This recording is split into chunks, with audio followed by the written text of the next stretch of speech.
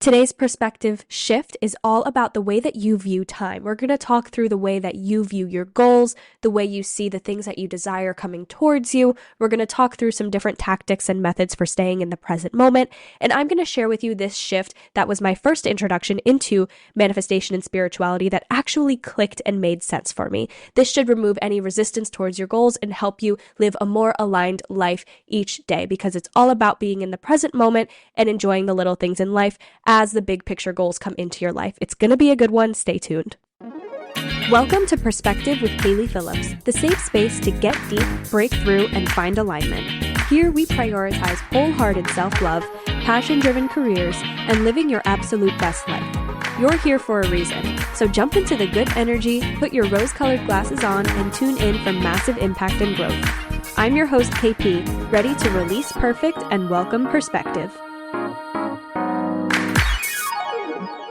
Hello, beautiful humans. How are you doing today? I am so excited to share this shift in viewing time that can literally change your life. I have my candle on my left, my journal in front of me, and my pumpkin ice latte with oat milk on my right. I am in the zone and so ready to talk about this shift in your manifestation and in your daily life practice. So we're talking about this shift in viewing time. And this is the first introduction I personally had to spirituality that actually made sense. Because I'm going to be honest, sometimes manifestation can feel so overwhelming. And I want to be the person to remind you that it doesn't have to be perfect. It doesn't have to be overly studied, overly planned. Manifestation is something that happens whether you're aware of it or not. It is literally defined as the creation of an idea into a tangible thing, the creation of nothing into something. So even if you're not spiritual at all, something I tell all my clients and something that I believe is even if you have zero woo-woo, zero spirituality, you can still benefit from the things that I'm talking about at some level, because manifestation is a science. It's not something like religion.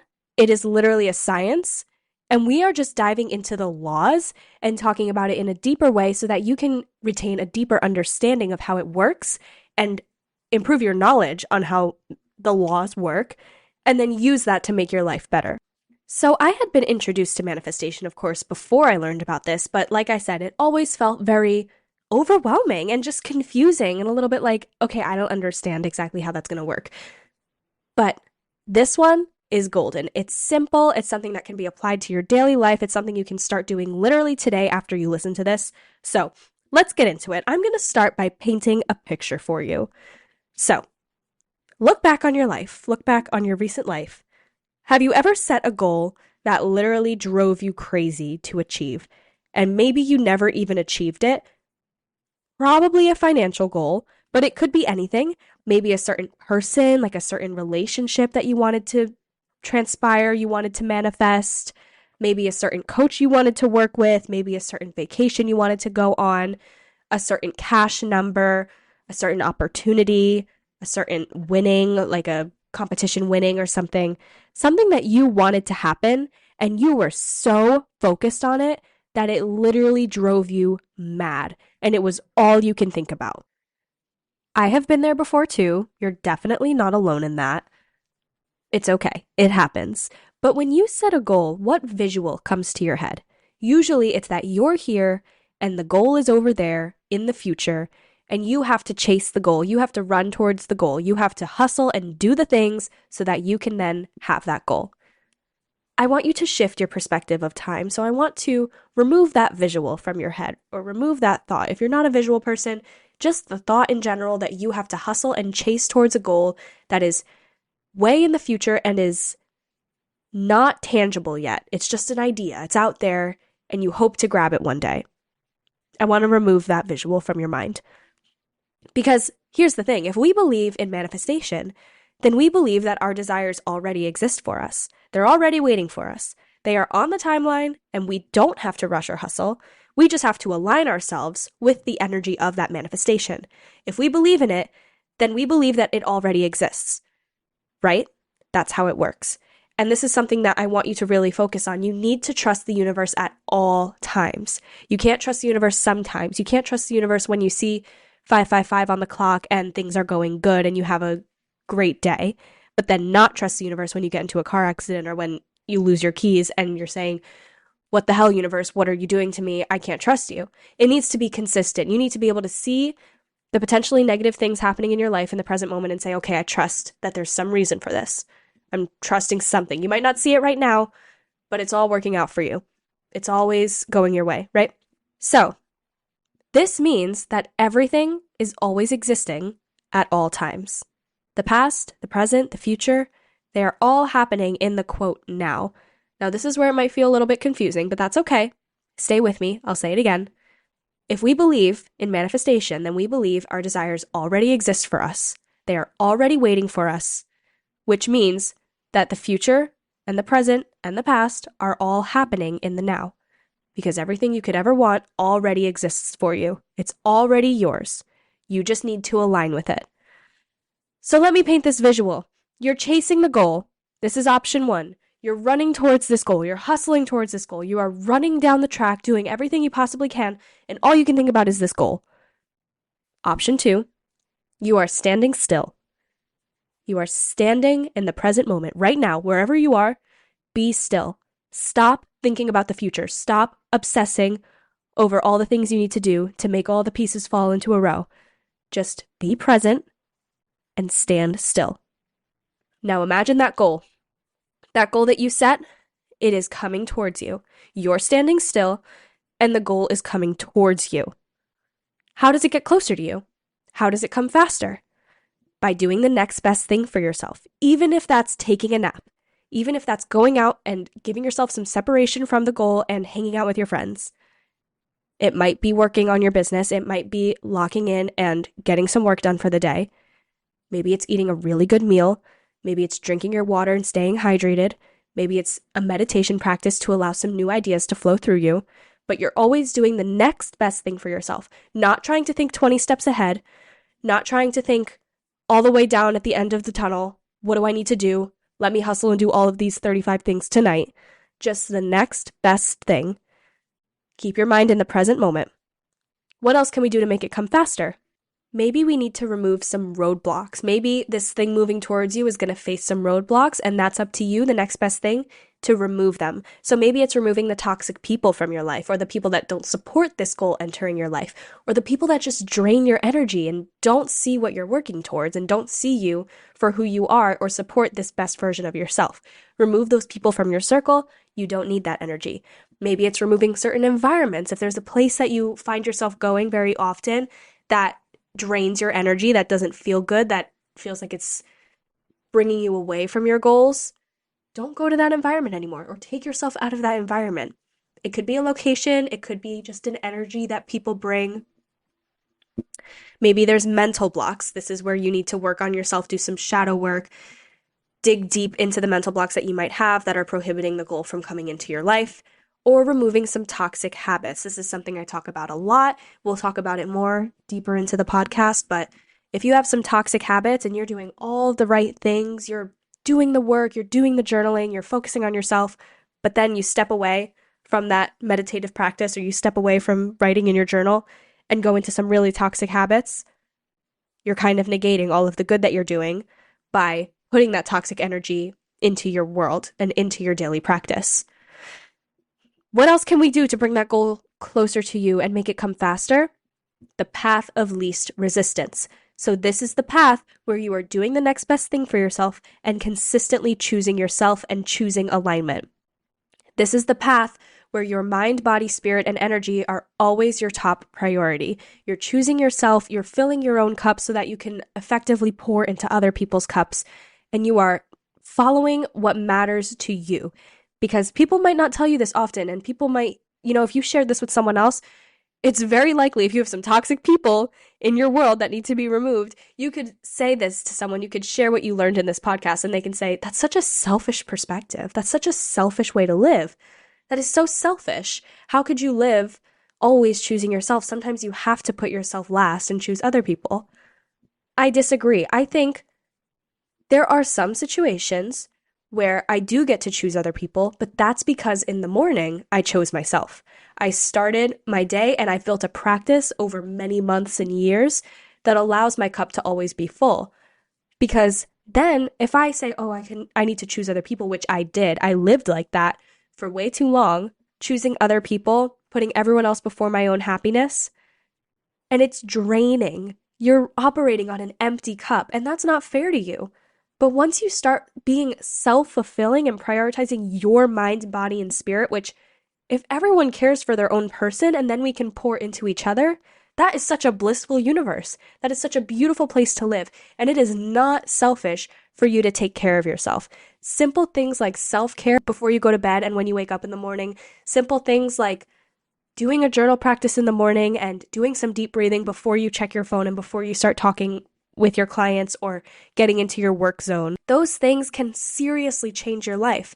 And those are such simple things that are choosing yourself first. And then you have a full cup that you can pour.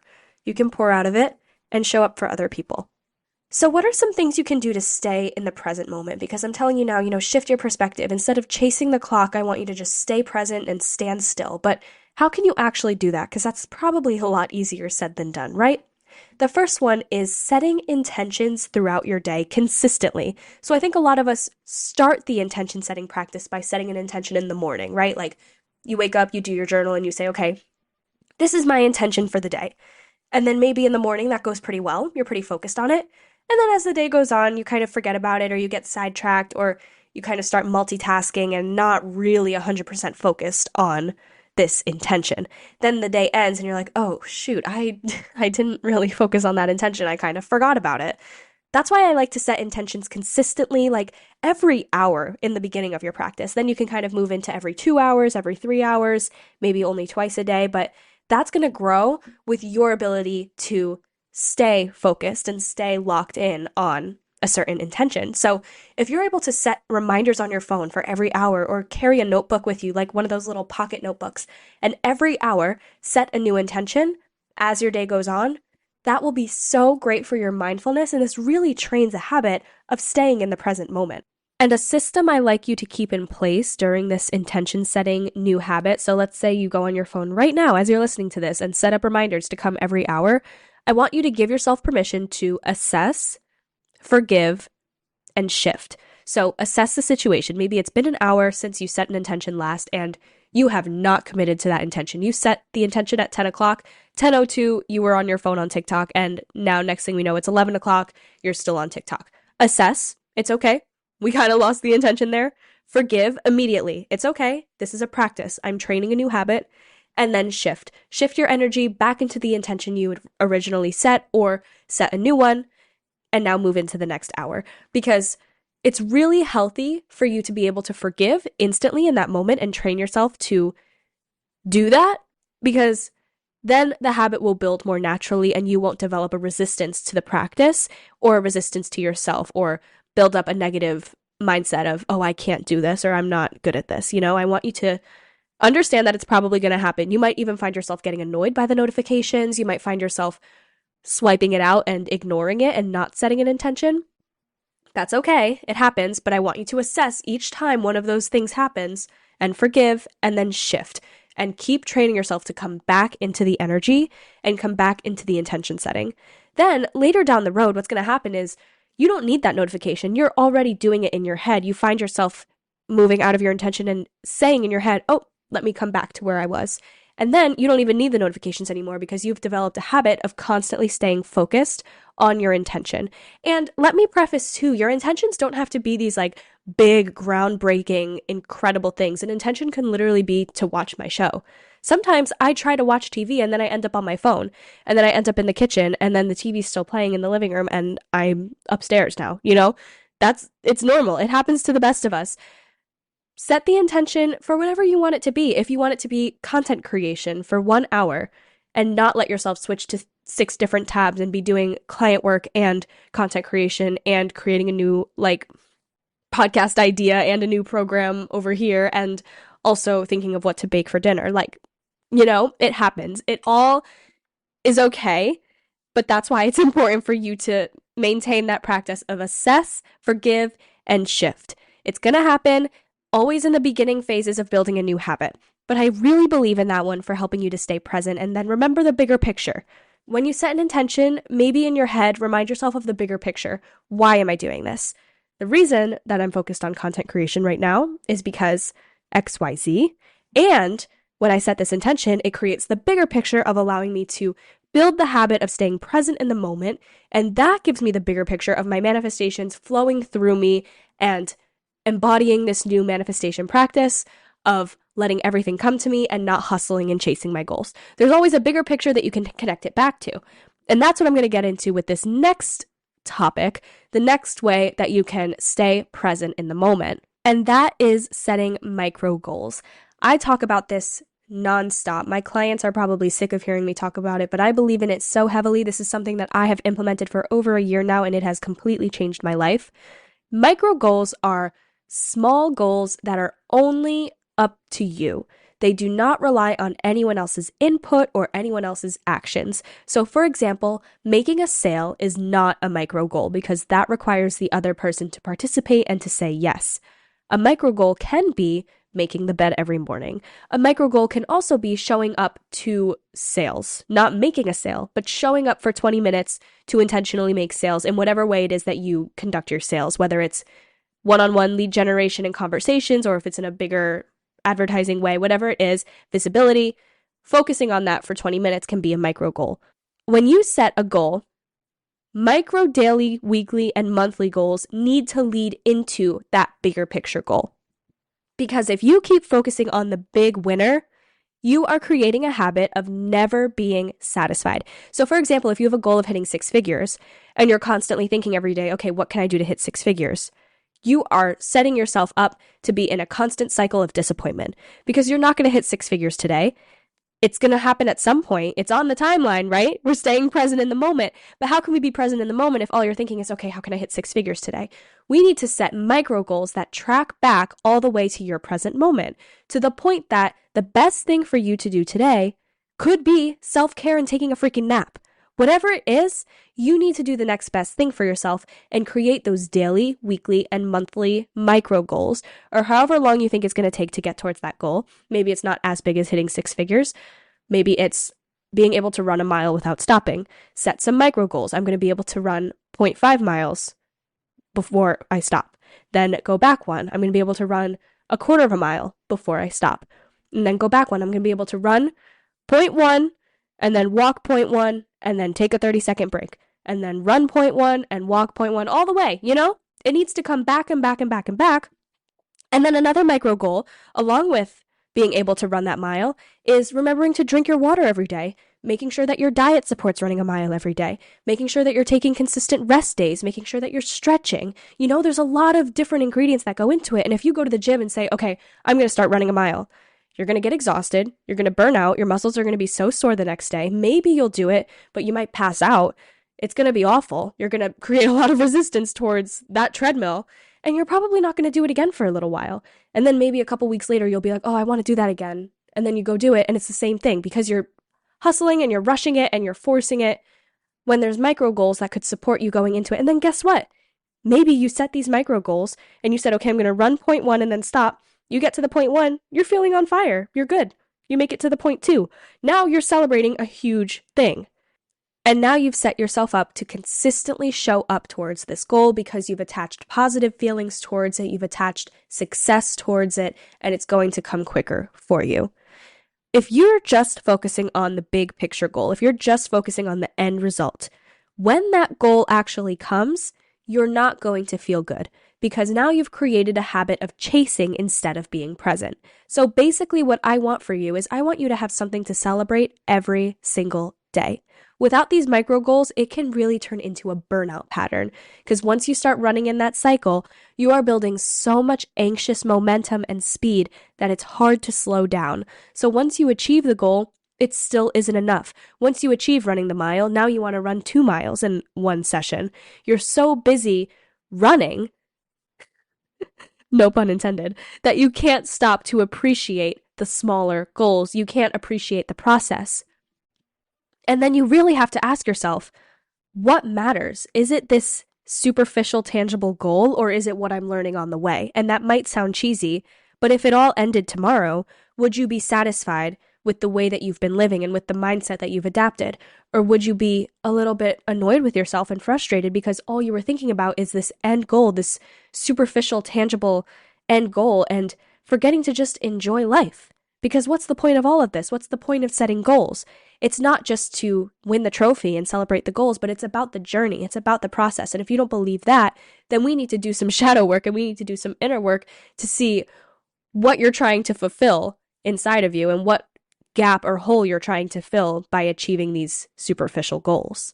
So today's big perspective shift is, instead of viewing your life as chasing the end goal, view your life and view time as standing in the present moment and allowing the good to flow through you. I can't wait to talk with you guys next time. Stay tuned for the next episode, and I will see you later. Peace out.